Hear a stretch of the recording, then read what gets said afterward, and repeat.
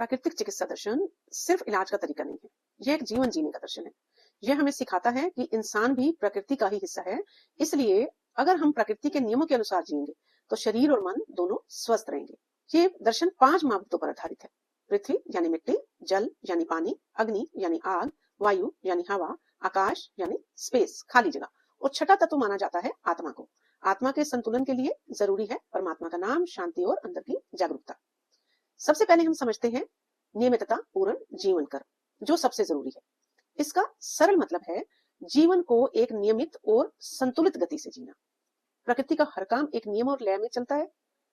सूरज का रोज समय पर आना, रात समय पर आती है, मौसम बदलते हैं, पेड़ बढ़ते हैं, सब कुछ एक रिदम में चलता है। ठीक वैसे ही हमारा शरीर भी एक लय में, एक रिदम में काम करता है। दिल की धड़कन, सांस लेना, खून का बहाव, पाचन क्रिया, नींद, शरीर का विकास, सब कुछ एक नियमित तरीके से चलता रहता है। यह सब बिगड़ता है जब लय बिगड़ती है, तब शरीर धीरे धीरे रोग की तरफ जाने लगता है। जैसे देर रात तक जागना, कभी भी खाना खा लेना, कभी कुछ भी खा लेना, बहुत ज्यादा स्ट्रेस में रहना, बिना आराम किए काम करते रहना, गलत दिनचर्या, ये सब शरीर की नेचुरल रिदम को डिस्टर्ब करते हैं। इसलिए प्राकृतिक चिकित्सा कहती है समय पर सोना, समय पर उठना, नियमित भोजन करना, श्रम और आराम का संतुलन बनाकर रखना, प्रकृति के करीब रहना, ये सिर्फ आदतें नहीं है, ये स्वास्थ्य की नींव है।